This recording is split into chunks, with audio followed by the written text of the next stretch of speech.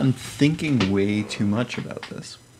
We were watching a movie or TV show. I think it might have been The Office, and there were a few of us in the living room, and there was the couch is almost at the same level as the stool, like the same height. We were using this stool as a table for like our kind of our coffee table, since there's one coffee table in the room and it's like maybe 10 feet away. The perspective was really interesting because I was like kind of right over it because of how tall the drawing is. There is a little bit of distortion that happens as the rug recedes. My measurements also off or exaggerated sometimes. So there was a lot of balancing that had to happen with this drawing. A lot of large visual elements and then some smaller detailed elements that I had so much information to measure against because of the pattern in the rug and some of the etchings on the stool. But then I also had these like really grounding large planes and like long directional elements that let me focus on how to both enforce the space. So with just these 3-4 items, I could tell you what the space is doing. So there's the recession of the rug, the stool is sitting on top of the rug, and the mug is sitting on top of the stool.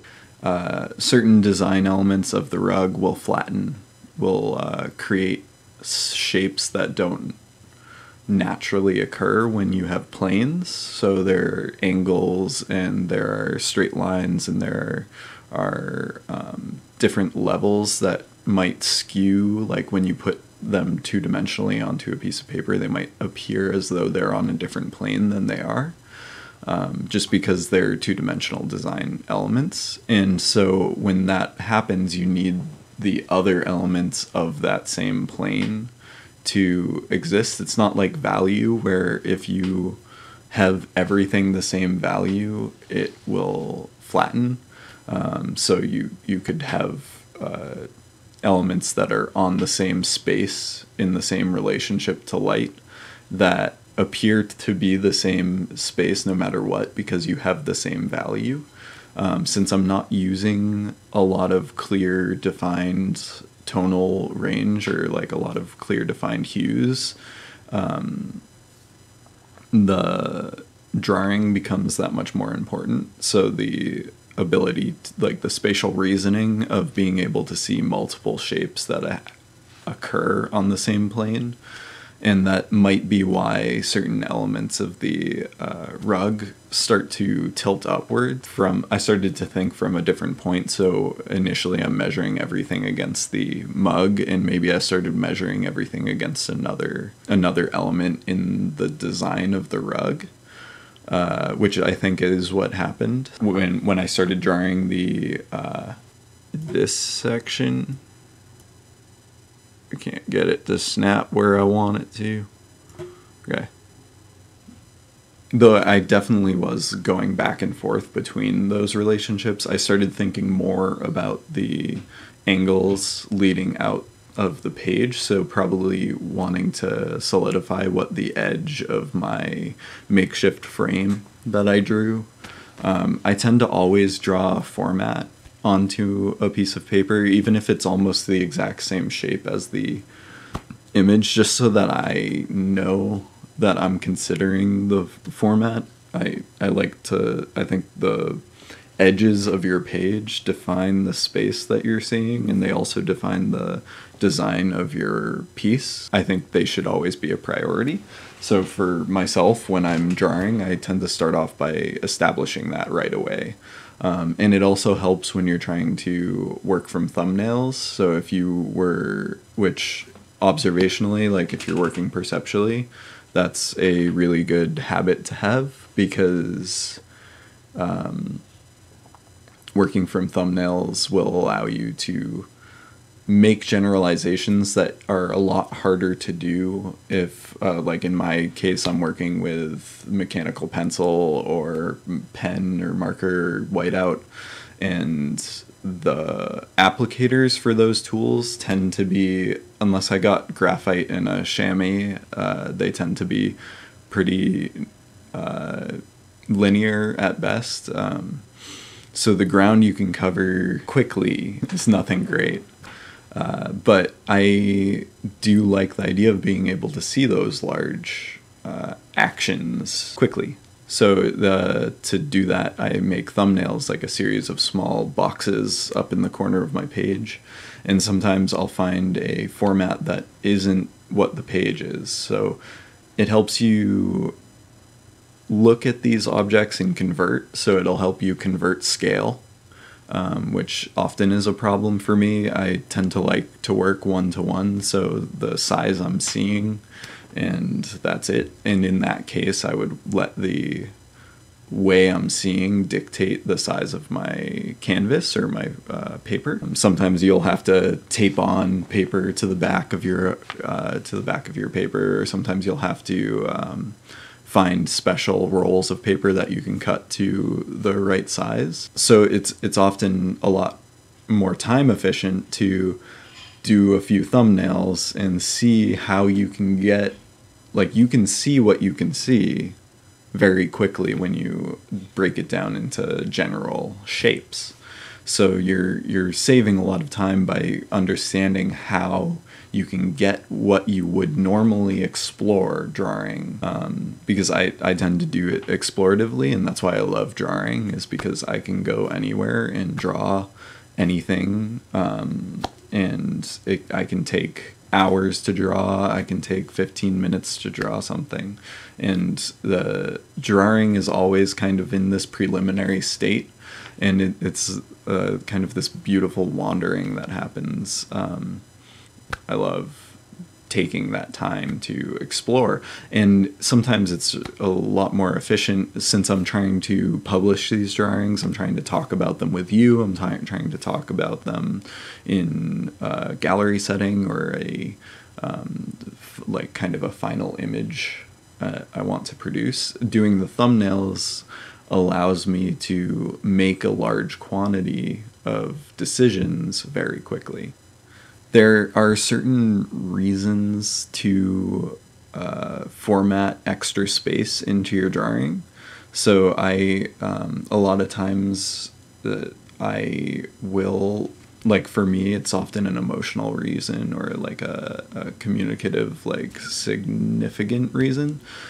It's kind of like headroom on a camera. If you're doing a portrait, you sometimes want to leave like an extra head above the figure. Sometimes you want to allow certain elements from the space into the drawing. And that's a beautiful way to emphasize certain angles of a figure, or certain angles of an object or your subject, to allow the space to materialize because of the structure you provide it, by allowing certain elements that you see into the drawing. And sometimes it's just having a blank wall built into an extra foot of canvas or something will drastically change the emotive content. So maybe someone will feel a lot more alone if they're smaller in a space, or they'll feel in control if they're placed above a large open space, or if an object is placed, maybe if you had this coffee mug placed here on this stool and you could see the coffee table and my friends across the room, but the focus was still the coffee mug, the openness in the drawing would allow for an entirely different connotation to appear. I keep wondering what the reason is that I switch to pen eventually, because it is a drastic switch. Like, there's a certain point where I'm drawing that I realize that something needs to be recorded with either a heavier weight line, a darker value, or it might be a structural kind of like atmospheric need for another material. I'm not positive what usually keys me into switching over to the pens. Sometimes in the past I've used different colored markers, or I've used gouache, and I try to, sometimes I use like monochromatic oil paints to kind of build space or be used for a different purpose. And I think that's something that you should always consider when you're drawing, is that drawing is essentially your shorthand. It is your way of expressing notes to yourself, mostly, even if you're trying to present it to someone else. Like, the public conception of drawing is this very process-oriented kind of perspective. So the way people view your drawings will be as though they are preliminary works or as though they're abstraction. And the narrative to abstraction is often process, and the narrative to preliminary is process. So when people see a drawing, often they're going to think, what is the reason I can view this piece and connect with it? So sometimes the best way to invite someone to connect with your process, or your, like, what they perceive as your process, is not as much through the aesthetic quality, but through you being earnest and genuine about the reason you're using certain media.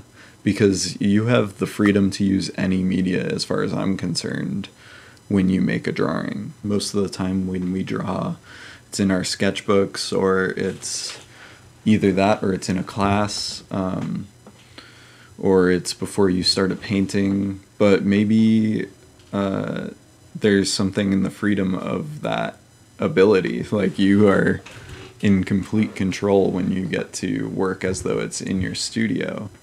But drawing itself is a really personal task, and I believe the personal has no rules other than what you place on it. So it's kind of great that you can use different media to express certain qualities of life that you see. So, like, in this drawing, I was using the pen to express value, and I was using it to bring the foreground into this, like, world.